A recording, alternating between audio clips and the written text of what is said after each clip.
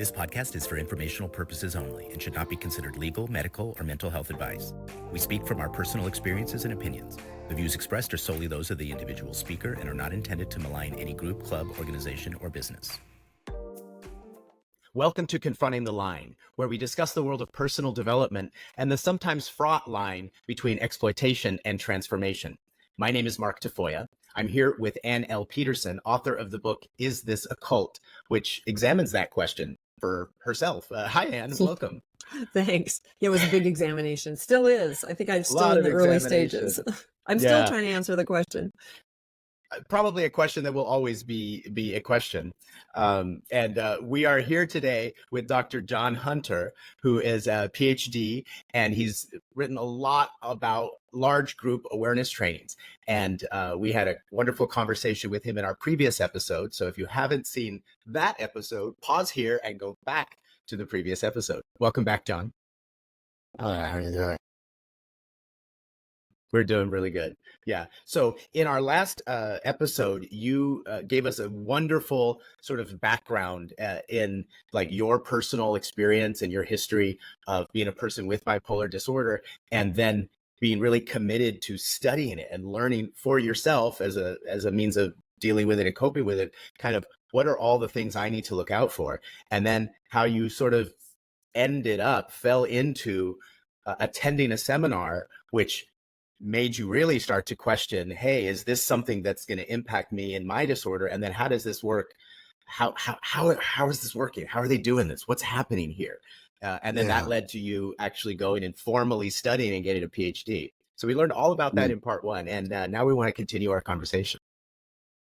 Well, it's really interesting because I had, in my daughter's journey, one time I had an evaluation done on her when she was still a teenager because she was having a lot of problems in school and whatnot.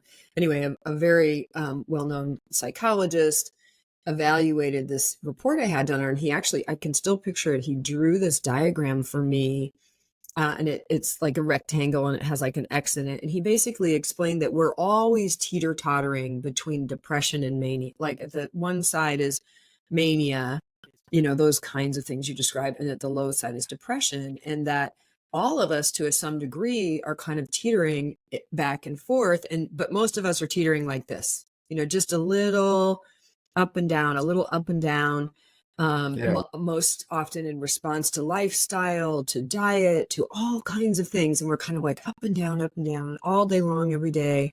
And then for some of us, we get either, I've heard chemical imbalances or life situations or whatnot that'll kind of tip the teeter-totter harder, and it'll tip as COVID. We're seeing so much stuff coming out of COVID as people get back into life. And anyway, so I just found that all really, really interesting. And I really appreciated what you said about the stigma that is often associated with these conditions, and that it's sort of considered a bad thing.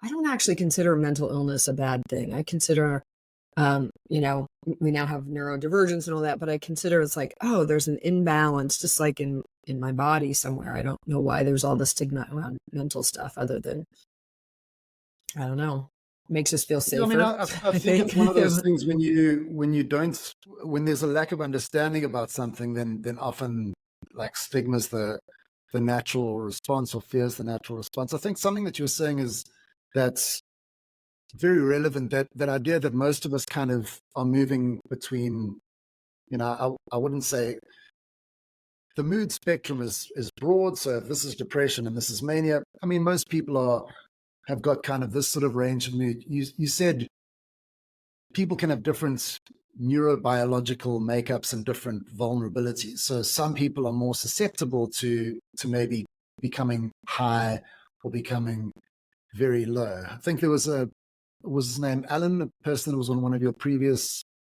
episodes. He mentioned Viktor Frankl. And I mean, that's that book, Man's Search for Meaning. He speaks about being in a concentration camp, or a number of concentration camps, and how the people that went through it, some people came out of it very well and some people didn't. And a lot of it had to do with the sense of purpose or meaning or whatever that they had. He developed something called logotherapy. But there's a a very important line from that book that I think relates to large group awareness trainings is Frankl says an abnormal response to an abnormal situation is normal. And what I think goes on in a large group awareness training is that they create a very abnormal situation. So you have normal people that are responding in a way that would normally be restricted to people that maybe are experiencing a mood episode or something like that. But because it's such an extreme situation, the body responds in an extreme way. So just to bring up Viktor Frankl again, I think that's a line that I prefer. I think it's a really important line because sometimes it can just be a situation that you put in abnormal level of stress, and your body is trying to keep you in balance, and there's this abnormal defense against that stress, which may be experienced as an elevated state. Some people call that like nervous laughter, right? Like if you're in a really uncomfortable environment and then you start laughing and people go, that's weird. That's an abnormal response, right? But you're very uncomfortable because it's a weird situation. So it's expected that someone might have that kind of reaction, maybe. Yeah. Is that an example of it on a small level? I mean, another simple example would be, not to use a crass example, but like autoerotic asphyxiation. You're doing something extreme to yourself, and there's a high that comes from it, but it's because of a restriction of something, and then suddenly a flood as a result of your body fighting to kind of keep you alive, and it feels really good. So I'm not necessarily saying that that's exactly what's going on in LGAT, but I think that the analogy is valid, that you've got an extreme situation, your body's trying to defend you from that extreme situation. And, you know, if you've seen some of my the other podcasts, I speak about the dopaminergic defense and how dopamine can be a very useful defense against feelings like guilt, shame, inadequacy, fear, which might be heightened during an LGAT. And so if you've got an elevation of dopamine signaling, you start feeling things like euphoria, confidence, energy, motivation, often decisiveness, those sorts of things. And then in extreme cases, you start seeing psychosis, which has been reported as a result of participation in various LGATs. And obviously it's not every person. It seems to happen not frequently, but sometimes. But those are the people that are particularly vulnerable to the environment.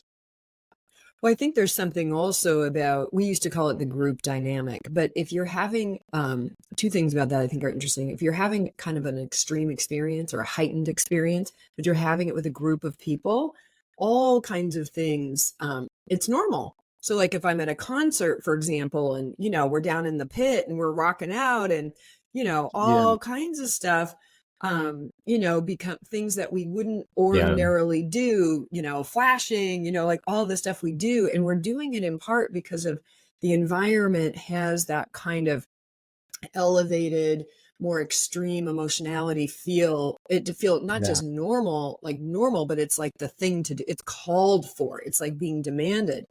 And we're all banging our heads at the same rhythm together, and we see each other. Like, yeah, you too, me too, right on. You know, it's catching, and so there's all of that. And Chris Shelton was sharing with me what I think is just an absolutely brilliant point recently. Hopefully, he and I are going to get together and have a longer conversation about it. But he was sharing about how these gurus, these leaders, Henley, Earhart, Hubbard, you know, these gurus and these trainers that rely on experience, creating an experience to create transformation.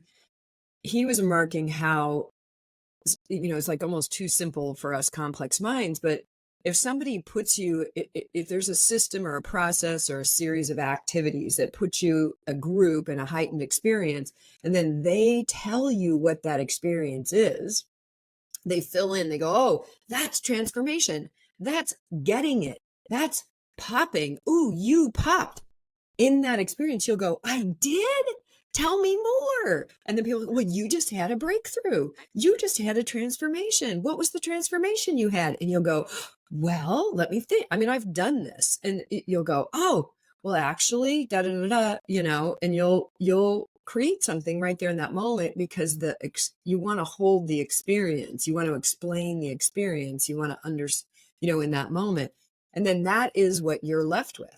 That's why I think you can go through 3 days of what is essentially torture, sitting in the most uncomfortable chair, in the most uncomfortable room, in the most uncomfortable and confusing conversations for hours on end. And you forget all of that. It's kind of like childbirth, by the way, gentlemen. You go through 18 hours of extreme pain, but in the end, what you remember is the baby. Yeah. Well, plus they stick around. But it really is true. If we fully remembered childbirth as it was, trust me, I've gone through it twice. I actually did try to get out of it the second time. I tried to get them to schedule me for a cesarean and they wouldn't do it. But, you remember, your brain sticks with that thing that was decided at the high. And to Chris's point, these groups are filling that in. That's transformation. That's getting Well, it. I think that the point that you are making is very true. It's something that I write about in my PhD. There's something called the peak end rule that Daniel Kahneman speaks about in his book, Thinking Fast and Slow. So, very well-known book on psychology. He was a Nobel Prize-winning psychologist. And he spoke about the peak end rule. And this is the idea that and he also speaks about it in the same breath as the experiencing versus the remembering self. So you've got these two selves, the person that experiences something and then the one that remembers it, and they are different. And we tend to remember things how they are at the peak and how they are at the end. And so this is really relevant in large group awareness trainings, I think, because in my seminar and in all the LGATs that I've looked at, one of the rules is you can't write anything down. And that's quite an important thing, because while you are going through whatever you're going through, you might write down, the trainer said something that I didn't really like, or, there was something unpleasant, and you are recording those things. And then afterwards, you can go back and have an objective look at what your experience was. But if you aren't writing anything down, particularly if there's a huge amount of information and you're quite tired and there's homework and you're a little bit sleep deprived, and then right at the end, you are put into this elevated state where you feel better than you've ever felt before, you're going to remember the experience based on that. You're not going to remember any of the negative that might have happened. In my seminar, I was there while this guy was screaming at people. And I spoke to these two women that were in the seminar with me a couple of days afterwards. And I said, well, what did you think of it? And they said it was the greatest thing ever.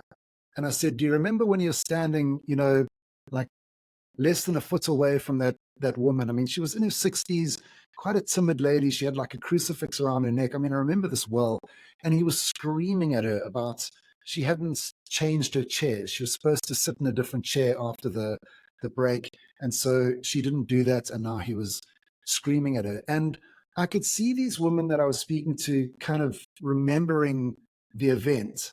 So they had this feeling about what they had been through, but it didn't really line up with what had actually happened. So I do think that that's an important point that you're making on the point of the experience being relatively subjective and the environment kind of saying this is what that experience was.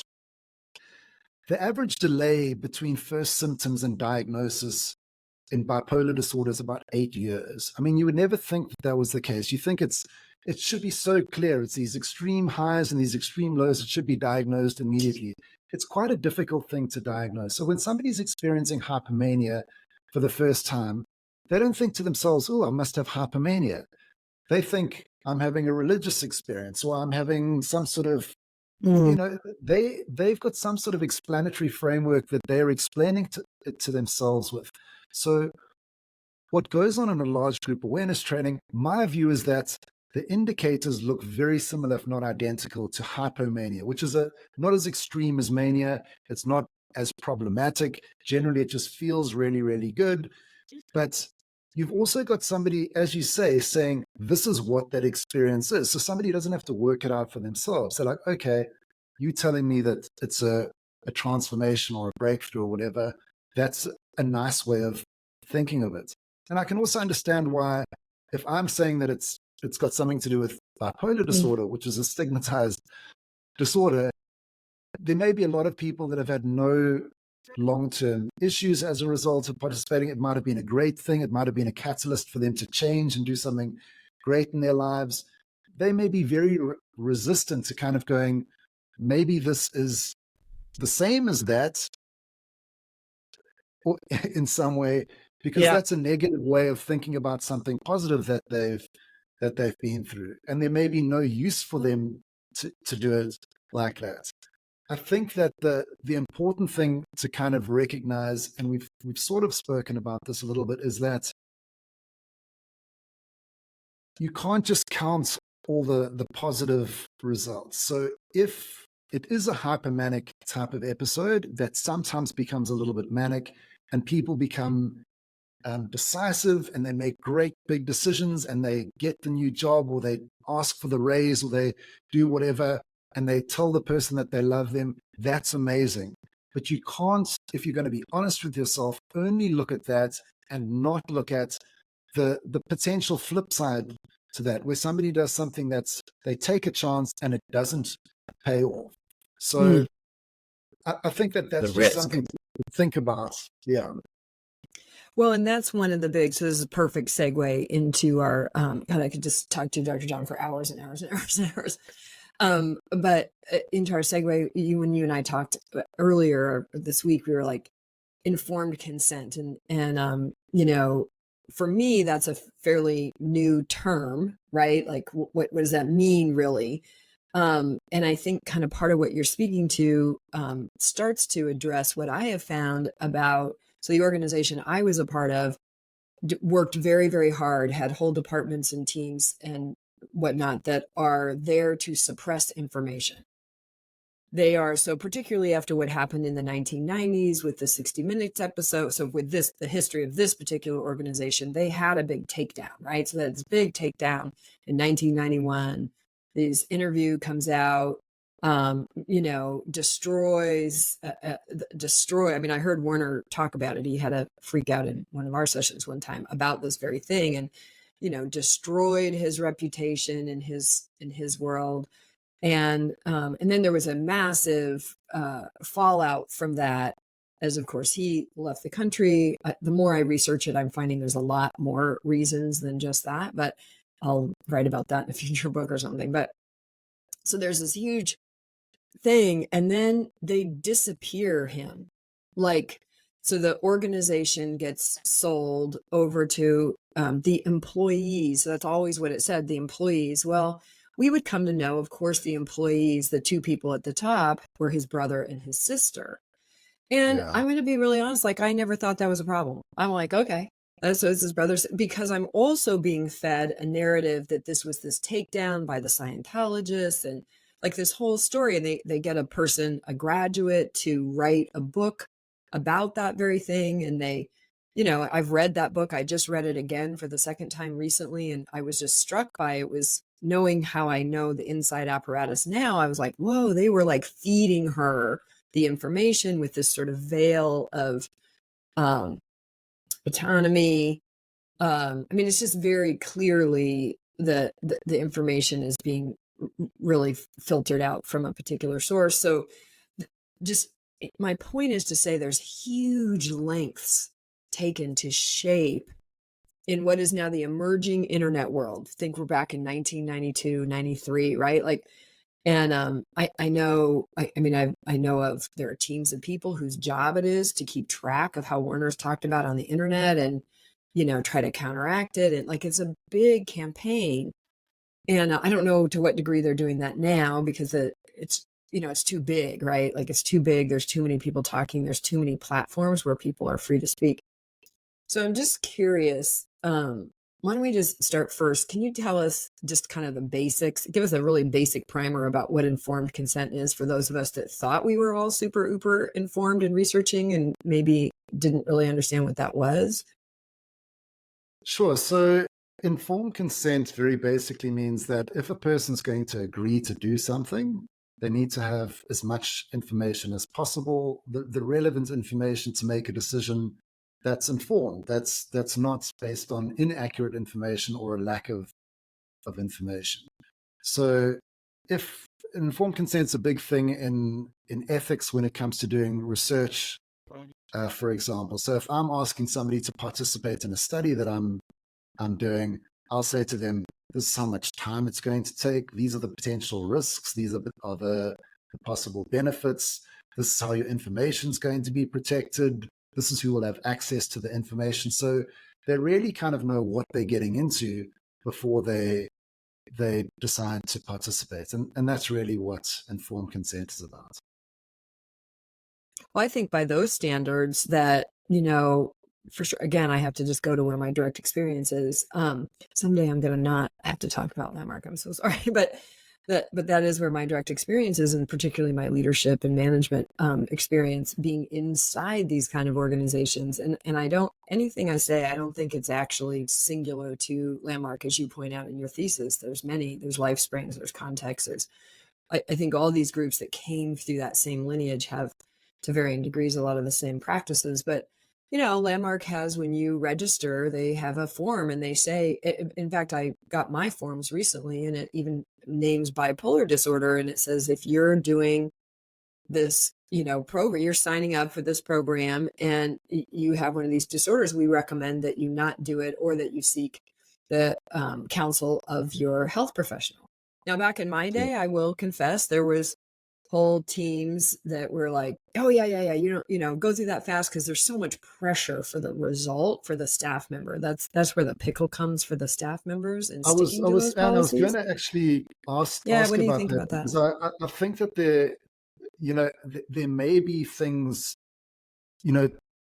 in place, but does the atmosphere at any given organization mean that some of those things are serving the purpose that they should be? And from what I understand, there is a lot of pressure to meet sales targets. So in those circumstances, to what degree are those things emphasized? Are they followed?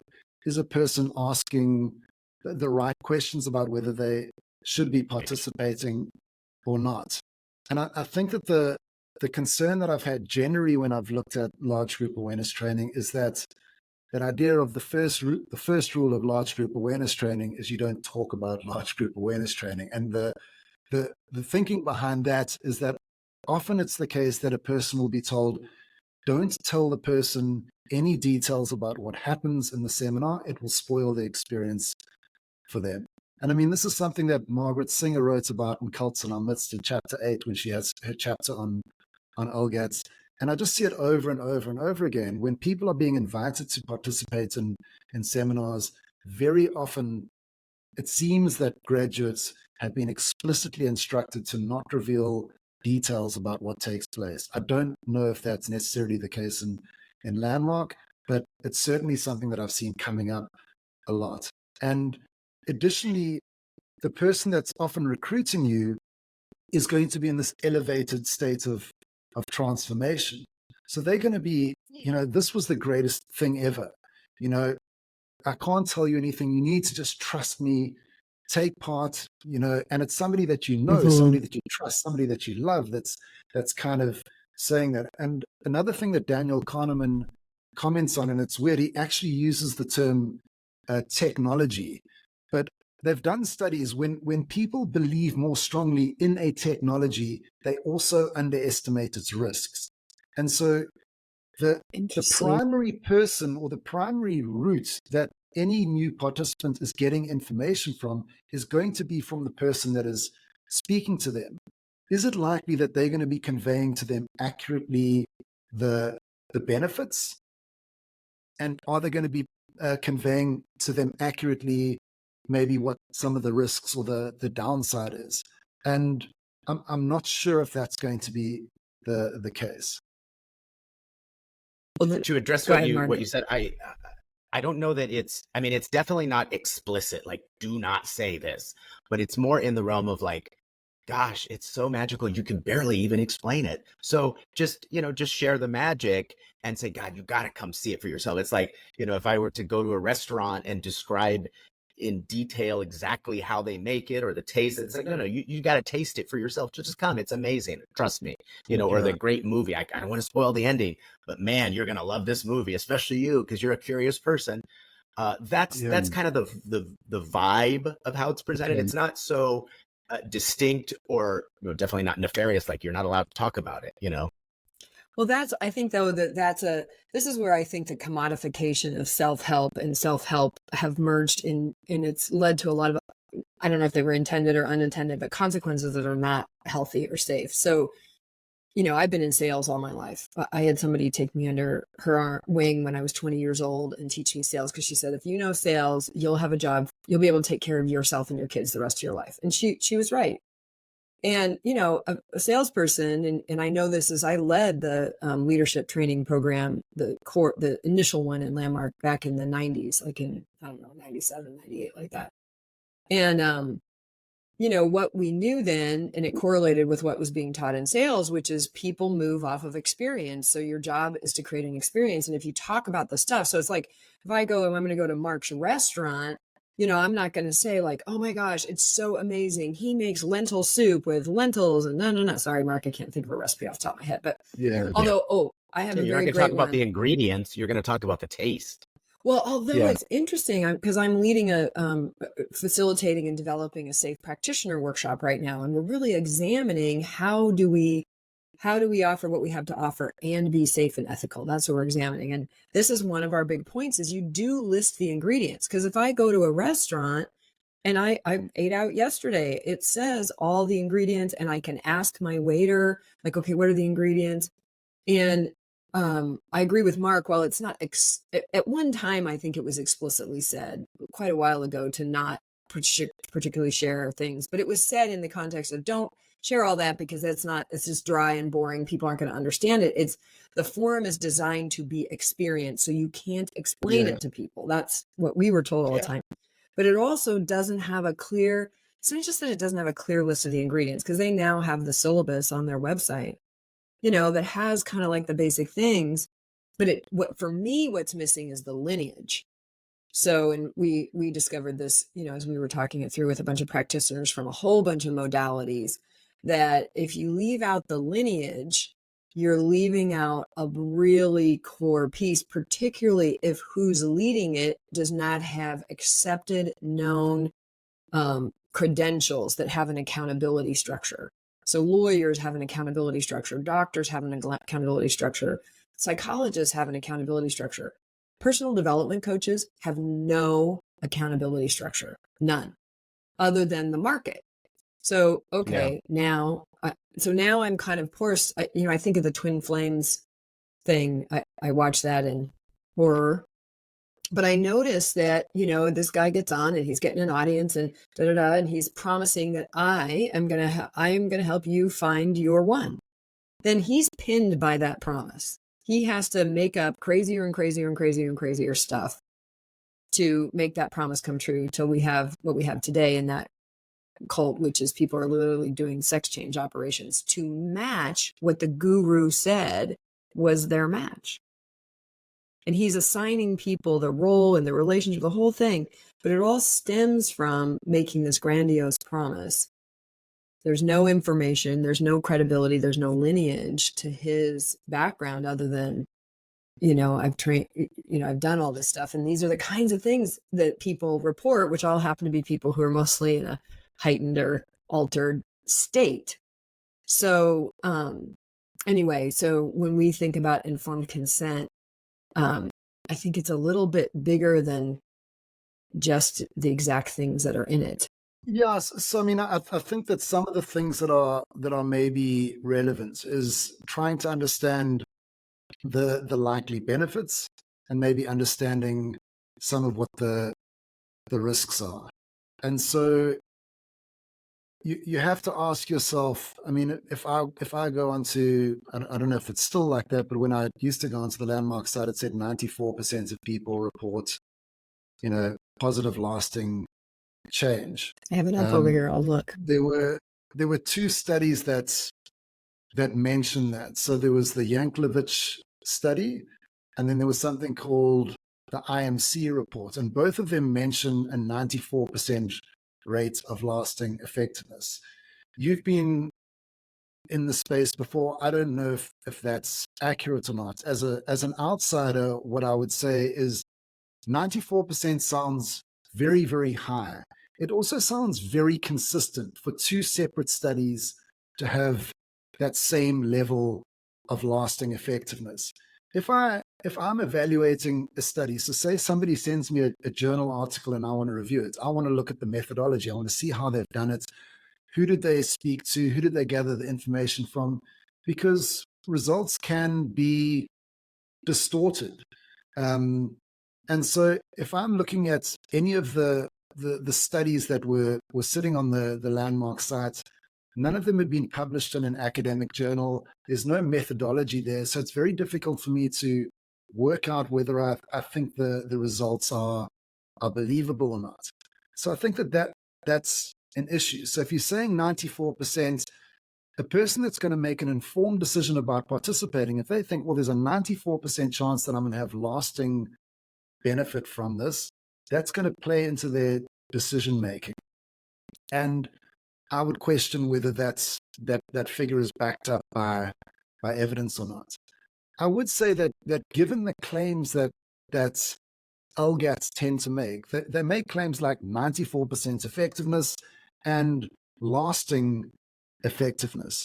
These are things that can be empirically tested. So if you are running an organization where there is skepticism about the effectiveness of the organization, why not conduct a high-quality study, publish it in an academic journal, and remove the skepticism?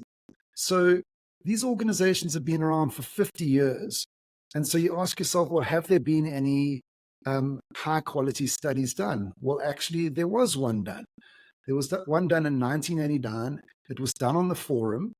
It was done with the support of Werner Earhart and Associates. They cited on the study, it's an article by Fisher et al. Called Psychological Effects of Participation in a Large Group Awareness Training. And it was a really well-designed study. There was a quasi-experimental design. My students will understand what that means. But basically, it means that they compared a big group of people that were taking part in the forum to a big group of similar people in terms of age and socioeconomic status and gender and income. So they matched these two groups to each other, and they wanted to find out if there were any short-term benefits or disadvantages from participation and any long-term benefits or disadvantages from participation. And they found that in the short term, which was about 6 weeks later, so if there is the sort of transformation, which tends to last, a couple of weeks maybe, it probably wouldn't have shown up in the short-term results 6 weeks afterwards. They found a slight difference. They had 11 different measures. One of the measures that they found a slight benefit was that people had more of an internal locus of control. So basically, this means that participants tended to feel that they were more in control over things, good and bad in their lives. So I'm more responsible if things go bad, and I'm more, to be celebrated when things go well. And it was a small difference. And then there was actually a small disadvantage on one of the other measures. So people that had been through the forum tended to report more daily hassles than people that hadn't been. They got annoyed with certain things. And then long term, which was 18 months later, they found no difference at all between these two groups. And so this is a very well-designed study that was published in a journal. I think that the authors, won an award for the quality of the study. And, as somebody who's done research and lectures research, you look at it, this was a very well put together study. That information's not on the website. The published studies not on the website. So I don't know, you might argue, well, that was before it became Landmark. 1989 was a different organization. But in terms of informed consent, if somebody's going to make a decision about participating, then I would think that both of those things are relevant. And I can hear people that are pro-landmark watching this and kind of going, but I got amazing benefit out of it. Awesome. I think that that's fantastic. But then I think that there is a responsibility to demonstrate it in some way. Yeah. Do This the is Rick research, Ross's. demonstrate that it's the case. That was one of his think primary things, is that they could be doing a study. I mean, they could have long since they could do it right now. But it does, I just want to underline and highlight and circle the thing that you're pointing to. And not because I have an axe to grind, but because I found it shocking for myself as an insider. But that as I started to research and think and look, and I'm a big health person, so I'm one of those people that reads the New York Times article headline and I like click to the JAMA study, I click to the Journal of American Medicine study and I read it, and all this stuff, and to see that a lot of these studies, like the Yankovic, there was no control group, there's no comparison. And I was even a part of this absolutely brilliant woman who is a well-renowned scientist who does these kind of studies. She did do an attempt to do a study on the Being a Leader course, but when I thought back over it, I was like, oh, whoa. And I really admired the work she was doing, where she was tracking people, exactly like you said, 1 month, 3 months, 6 months, but there was no control group. There was no contrast to compare. So that meant any result is really entirely subjective to those people. Like there's no, I mean, this is why we call our show Confronting the Line, because on the line between light and dark, you can see both and you can see whole bunches of stuff. But if you're all in the dark or all in the light, you can't see much. You can only see what you already sort of know. And I think that's a big problem with our research in these days, is what's good research? I mean, I don't think that it's necessarily easy to do, but other things have been studied. And it's not like you're trying to understand psychodynamic therapy, which tends to take place over years, so multiple confounding variables creep in. It's similar to looking at cognitive therapy, which tends to happen over a relatively short period of time. You know what you expect the outcomes to be, so you can measure them. And I think that it's unreasonable for people that are maybe supporters of a given organization to be upset with my skepticism. Because I do think that these are things that can be assessed. They can be measured, and it allows people to make an informed decision about whether they want to participate or not. Well, plus, what do you say about all the information that's hit? So another thing that has been surprising to me, I did not, the day I published my book, I was was a little bit on Team Landmark, actually. I was like, hey, they just got to clean up these old-fashioned bad business practices that I sort of laid right at the feet of the founder. And let's be clear, what I was exposing was that the founder never fully left, that the founder, the source, as he's known in our community, has fully been involved. And in fact, in 2015, 2016, started going back and training the forum leaders, just really bringing back all deeply and directly, all of the training, all of the ideas. I mean, I saw it. I sat in rooms while they worked on the distinctions that are in the forum. Somebody I spoke with as recently as a couple of weeks ago shared they were working in world headquarters up until 2 years ago. No, it wasn't even that long ago. And every time there was a Landmark forum, Werner was getting a check. He was getting a wire transfer, because the only way that's happening is because he's consulting on the work itself. That's how that's happening. And I don't even particularly have okay, so that's happening. Now, none of that really bothered me until I found the website that started to show all the many lawsuits of people who have family members who have filed suit because their loved one committed suicide following the forum, or committed some kind of heinous act following their, directly following their participation. And then I've lost track of the employment lawsuits now, which confirmed what I sort of suspected, which the work environment is dangerous. I went looking for good news, not bad news. And I keep finding bad news, and it's pretty upsetting, actually. And I think it is about trying to understand the positives and the negatives. And this is not to say that there aren't positives. Clearly people are getting value out of it. but let's try to get an understanding of how likely that is. Is it long lasting? What exactly it is? I think that would be really useful. And then, as you say, if there are negative results for some people, also let's try to get an understanding of that. So in the disclaimer, I think it says like very bad reactions, it's 1,000th of 1%. So that's 1 in every 100,000 people. And so if you're reading that, you think to yourself, I mean, that's almost a zero chance of, I mean, it's not exactly clear what these very bad reactions are. But it does seem incredibly remote. And so again, if you've got an exaggerated sense of what the benefits are going to be, and maybe an understated sense of what the risks are, and I'm not sure, maybe that's an accurate figure. I don't know the detail, but I think that those things are important. I have also found, and I mean, whether you want to cut this out or not, I found one or two things that I think are quite misleading. So, for example, I was watching something called Conversations on Compassion with Werner Erhard. This was when he was sitting with James Doty, who's a professor of neurosurgery at Stanford University. And this was maybe in 2017, I think this was uploaded. It was a big it was a big splash when I was trying to sell the Being a Leader course, because it was like, oh, he was with Doty, and yeah.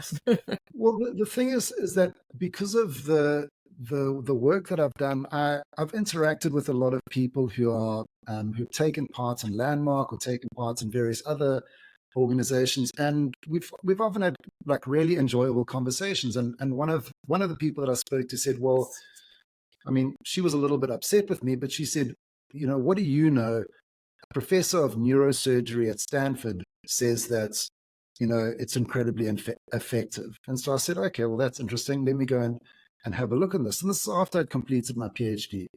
So James Doty is a very impressive character, and Erhard, emphasizes that fact. He says, please go and look at him online. He's this incredible person. He runs the CARE Foundation or something at Stanford. You'll see pictures of him hugging the Dalai Lama online. And I mean, clearly a professor of neurosurgery at Stanford University is very impressive from an authority perspective. He said something that I didn't agree with. And so I've actually got a chart. I'll read out what he says. He said, and if you followed EST, if you've seen the power of the Landmark Forum, even today, where hundreds of thousands of lives are changed, you'll understand this.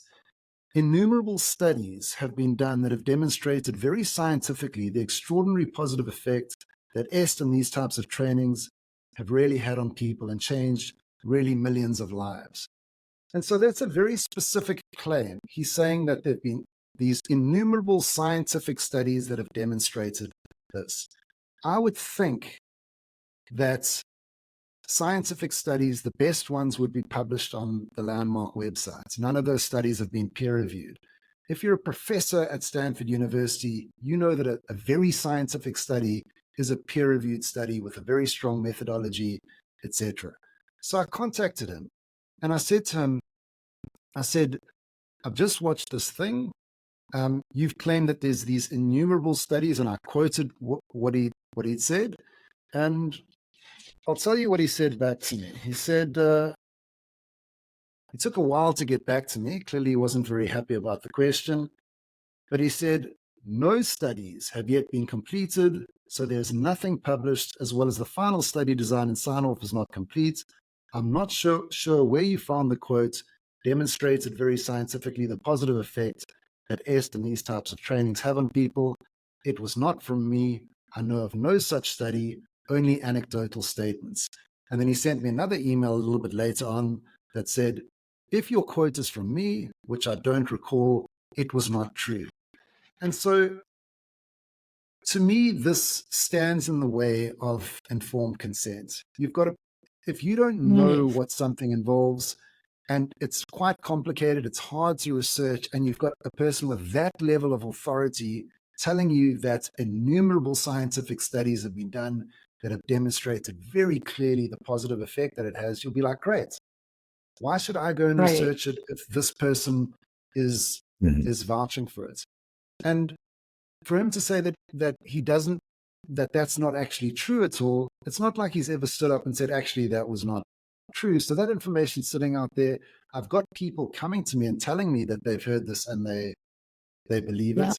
They're going to be telling other people that are going to participate based on that information. This is not to say that the forum is not going to add value to somebody's life.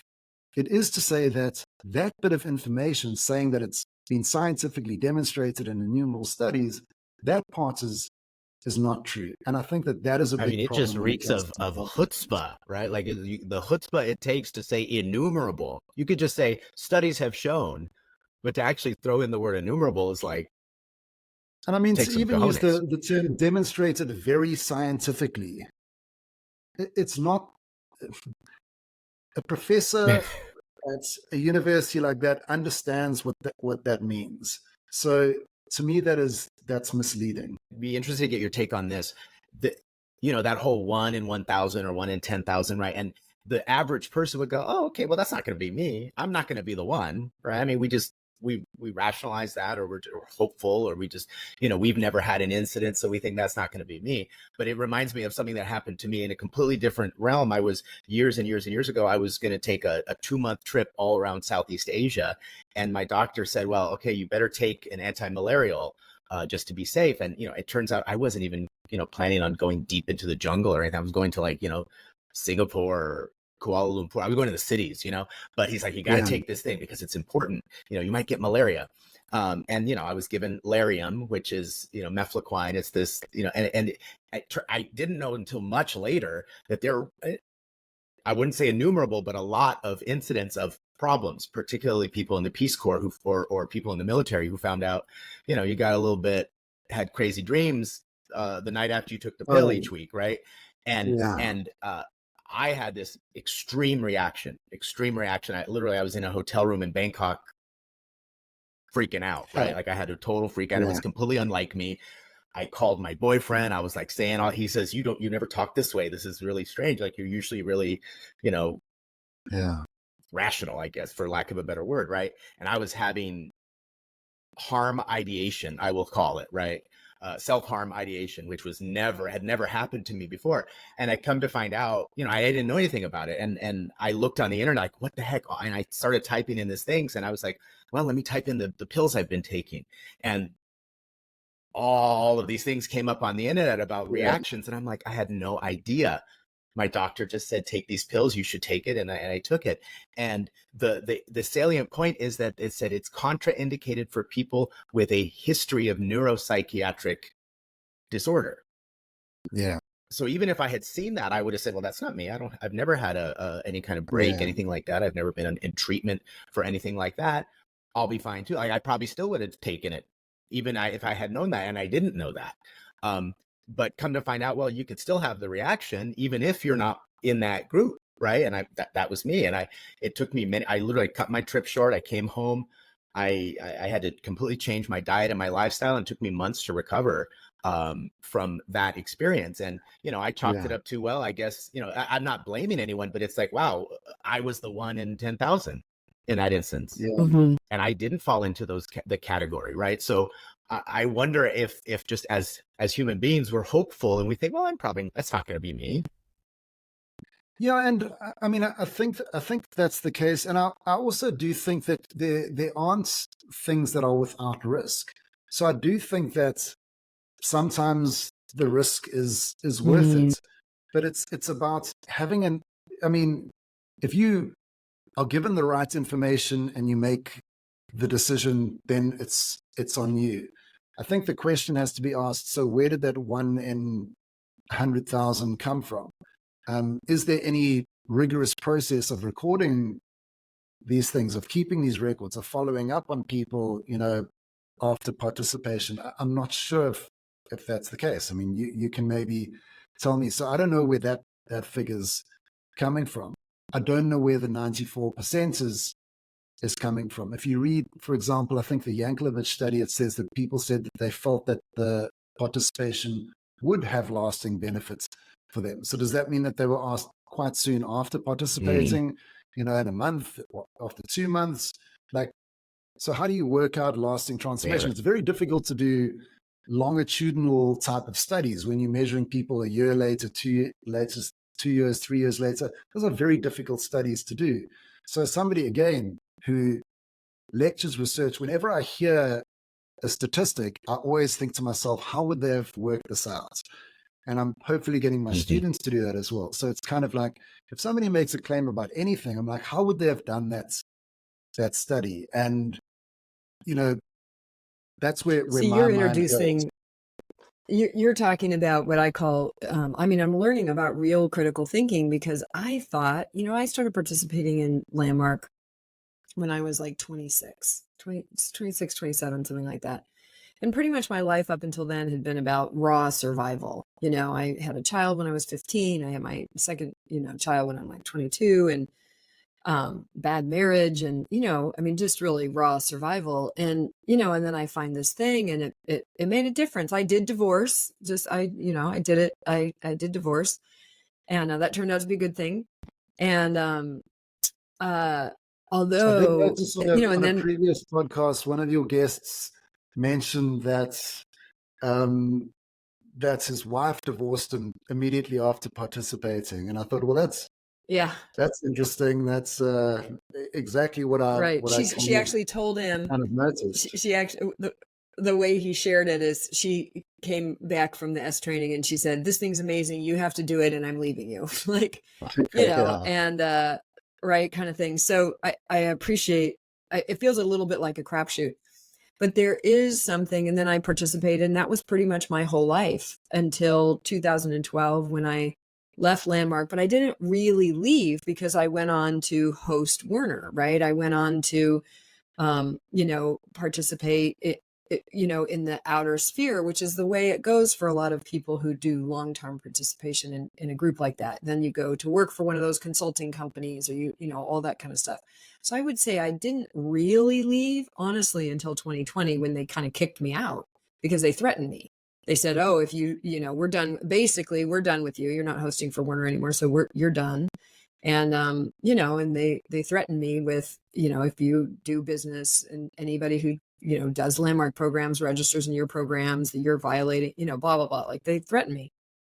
And it was really heartbreaking. But even that still wasn't enough to kind of go, it was then they started threatening the people who were looking at doing business with me, because I wasn't interested in redoing Landmark. I was actually still on the team called, "Hey, maybe I can do something out here that will help funnel more people to Landmark." I was still very much on team Landmark, and but I was not in their direct control anymore. I was now in this outer ring. And but it's interesting. I can see how important it is to our own thinking too, to kind of move out, because it was as I moved out.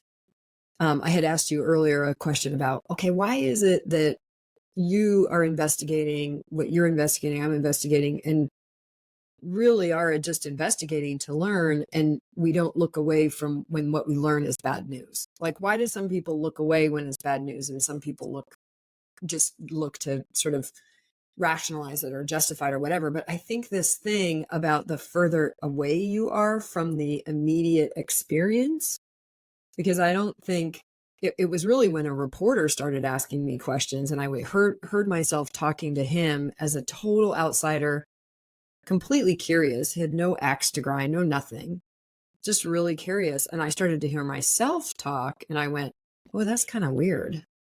Well, that's kind of weird. Well, why is that weird?" And I started investigating, and I started looking, and I started reading, and then I was watching other things too. And I'm like, wait, that crazy thing they're talking about at Nexium, that's kind of familiar, Well, I think that's the comment that we made earlier about social identity plays a big role. And, yeah, I think Chris Shelton used a nice term.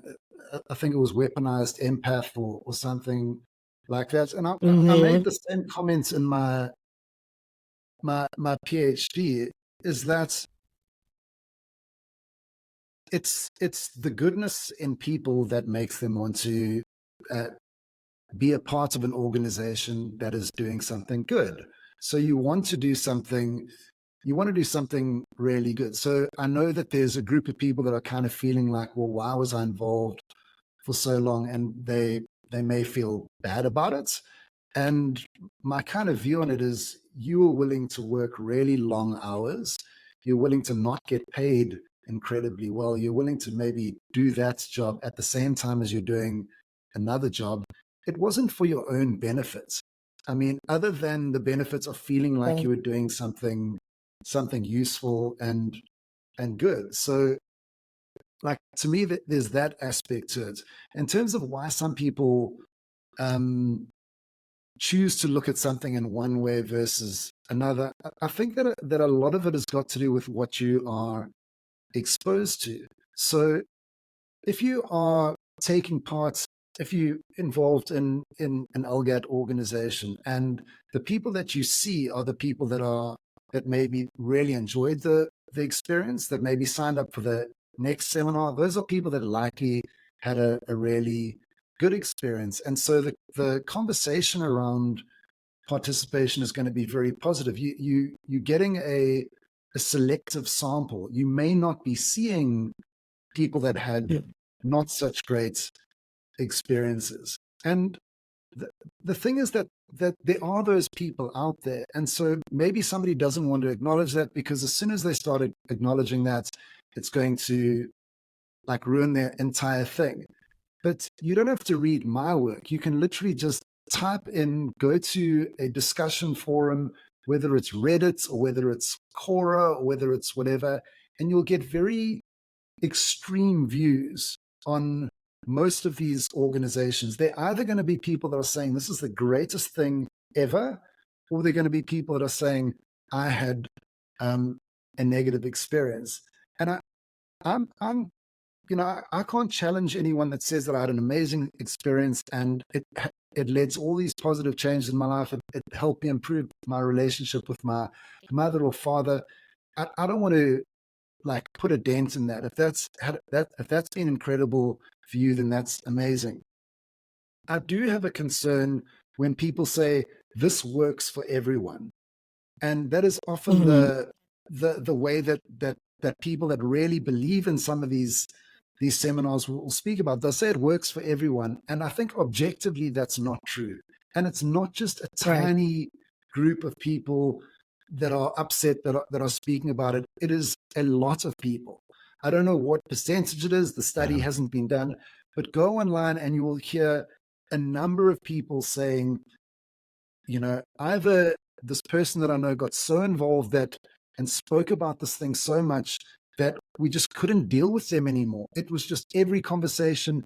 It ruined relationships within a family because somebody became so pro it. And you hear these kinds of things. And this is not talking about somebody having a psychotic break or suicide. I mean, those are very extreme possible examples. These are just more everyday examples of people saying, this didn't affect my life in a good way. And it may not be the person that participated. It may be a family member or friend who says, this person is not the good version of themselves that they think they are. They seem to think that they're amazing and transformed and whatever, but the rest of us don't see it in the same way as them. And those are important things to think about.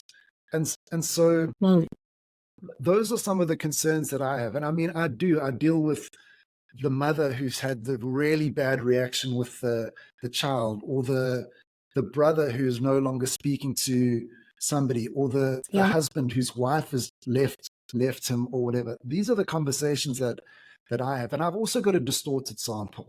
So I'm hearing a lot of the negative stories. And so I try to open myself and listen to what the positives were. But I do think there has to be the courage to kind of look and say, well, what are the good things? What are the bad things? And I think who does it work and who doesn't it? I think Mark and I can relate, because now that we've said publicly, like, hey, maybe there's some bad things too. We don't even say, we say there's a lot of good things. We've been talking about those for years, but there's a few bad things we've noticed. In a cost benefit analysis, as I look back, I don't know, like the scale is really tipping, because I'm seeing too that one of the biggest costs of my deep participation that I had never recognized isn't what I did and got, it's what I didn't do and didn't get. Because that's another aspect. It's not just that, like, this is the answer for all things, this is the only answer, which is said directly or implied. So, you know, my husband and I met him. He was actually my registration manager when I led the Introduction Leaders program. Like, we had a whole landmark wedding, or it was fabulous and it was great.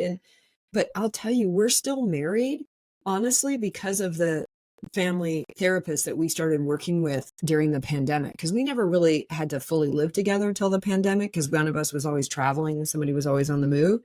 And then all of a sudden we found, like, whoa, all the tools that we had that we thought made us like the best of the best at relationships were not working at all. And, thank God I have the kind of husband that's a lifelong learner like me. And we went to a family systems therapist, and we started working, and all kinds of stuff's happened in our family. But, as I've gotten away and I look back at these results, I've had amazing experiences. I know I've made a difference in people's lives. That's the other part, Dr. John, that's a little hard to hold, is, I think you do authentically make a difference in people's lives while you're there and leading. For sure. I mean, what we have to deal with is both things can be true. I can make that big difference for those participants. I mean, I'm still in touch with many of them, but I did that, and I cost myself and my daughter and my family a lot. I'm 55 years old. For me to go back and get an education now, I figured it out the other day, I would be 61 before I could get a degree. And, and then you go out and you start I did this and and you can claim your experience, but as soon as somebody says, where'd you get it from? And they look at it and you go, oh, literally, I've had people say this, oh, isn't that a cult? And I'm like, well, I mean, I used to say no. Now I'm kind of like, kind of. And, so when you get away, when you get ejected or rejected, or you walk away, Mark is one of the few that I've talked to that walked away, that's when you start to see and you start to examine. And that's just kind of a little too late. Like, I would like to encourage people to examine more at the front side, and to really, and unfortunately right now you do have to really dig and do some deep work and thinking. And then even if you do go ahead and do the forum, people ask me all the time. Somebody asked me yesterday, would you recommend the forum to somebody? Now, when my book was published, I said yes. Now I say no.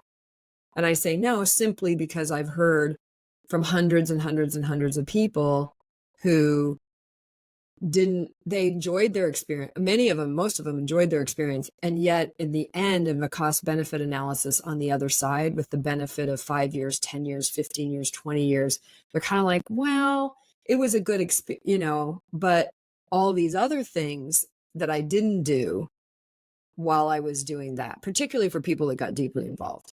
There's a whole string going on in one of our groups about literally people are just, for the first time ever, saying, yeah, when I started Landmark, I had an offer to be a vice president at Wells Fargo. And now I'm, 20 years later, I'm a shift manager at Starbucks. I don't think that equals, this to the promise that programs like this make.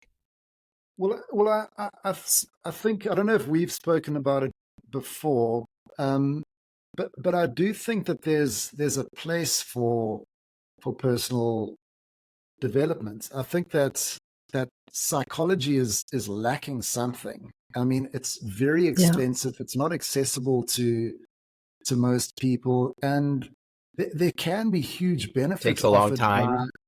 It takes a long time, and some of that's got to do with the ethics of it. The fact that it is regulated and that everything has to be done very carefully so that there aren't any risks. And maybe it's a little bit too conservative at times.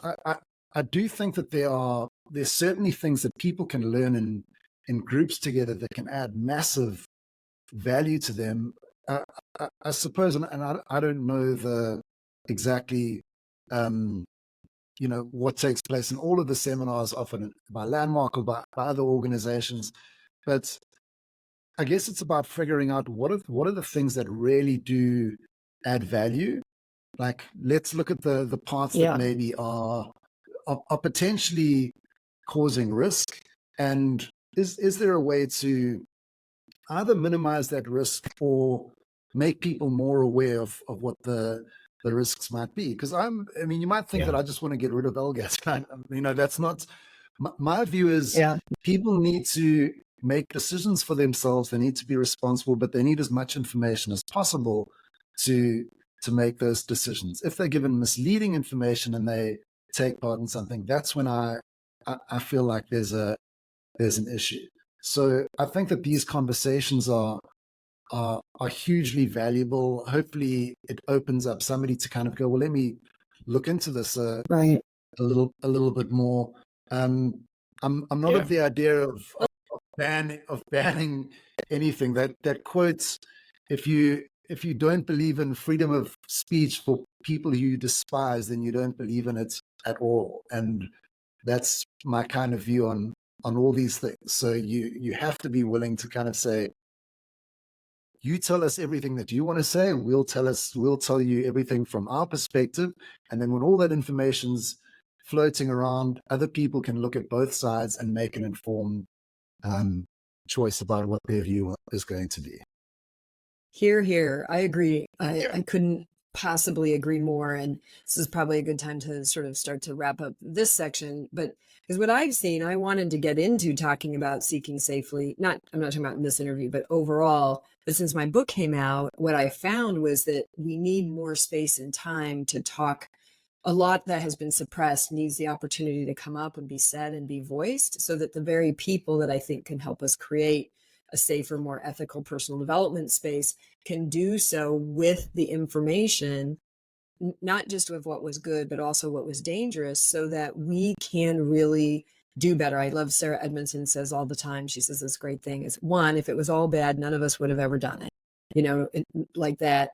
And it's not, there's good stuff in there. There's good wisdom, and it's useful. Like you said, it's accessible. It's, it's so important. And, but our measure is when we find out the bad stuff, are we willing to look, and are we then willing to take what we learn and do better? And that's really my commitment, is that we learn everything we can learn so that we can do better, because there's a huge need. There's a huge need on this planet for people to introspect, to grow, to learn, to explore spiritually, emotionally, physically, all of that. And I've come to see, I've participated in other groups that are really healthy and that are really great. I don't have to do the whole pain to pleasure thing. That was what I discovered I was quite addicted to, was the whole I'm an asshole, my life doesn't work, and that's the best news I've ever heard, because now I can, this sort of rise to fall thing. And now I do personal development work where none of that's required. And I just get the nice, I come out and I go, whoa, I come out with powerful insights and opportunities to take new action. And we can, I can go find other trainings that help me with the further skills I need to move forward the thing I discovered. And they're not all trying to kill each other with lawsuits and threats of intellectual property fights. And, there's a whole other world available, I swear, if we can just stop, take a breath, release what has been hurting, and really look and have these kind of conversations. So I just really appreciate you coming to the line with us today. That's kind of our thing. We're not so, sure. Confronting the line is the confront part is more about being willing to confront ourselves and our strongly held opinions and beliefs. Are we willing to see even when we don't like what we see? That's what the confront part is about. The line is about simply being able to see. On the line, we can see more. Right. Yeah. And in line with what you're saying, I'd like to maybe just end off with it's a quote from a book called The Wisest One in the Room by two social psychologists, Gilovich and Ross. And it's maybe because I'm preempting some of the comments that might come from some people, having conversations with people that have participated in any LGATs. Often they'll say, you've never participated in this one, so you've got no room to to make Right. a comment about it. And that's because experience is emphasized so much. And you can watch my video with John Atack, where I think it's called Why We Don't Always Look Before We Leap. It's And a it really speaks good. about, yeah, so it speaks about the way that experience is emphasized, analyzing is often de-emphasized, and then this powerful experience is triggered, and that becomes the evidence of the efficacy of the thing. So the quote is this. So it says, a wise person, in contrast, recognizes that there are two sides of every coin. A vantage point that makes some things easy to see can obscure considerations that would be obvious from another perspective. And the point that I'm kind of making is that I haven't participated perhaps in the seminar that you participated in. I have participated in something that had very similar roots to, I'd say, most people that have participated It's very in an close. LGAT.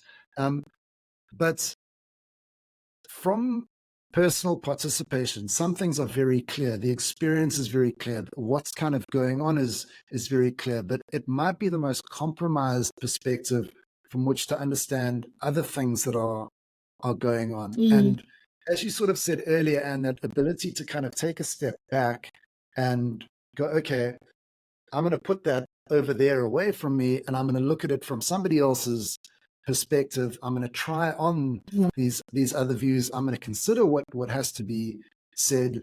And I'm going to be aware that maybe acknowledging some of these things may affect my social identity. It may affect my sense of self. And that's going to unconsciously make it difficult for me to maybe agree with this.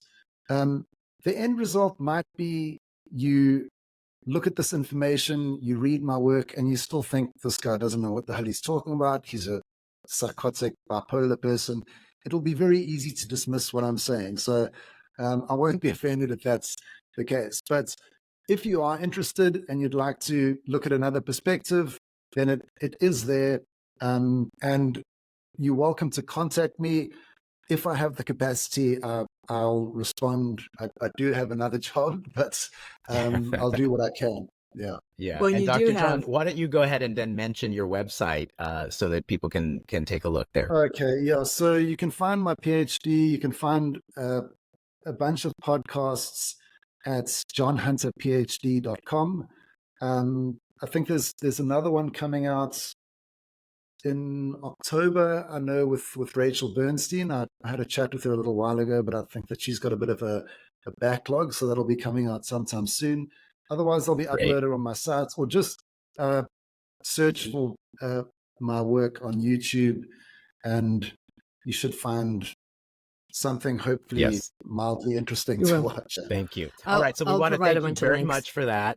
And it's been great talking with you today. I know people have just a wealth of information to look at, and really an interesting perspective that is unique. As I mentioned, it's pretty unique for you to be a person with the credentials you have, but also the experience you have. So we want to thank you for joining us here on Confronting the Line today. And we will see you next time.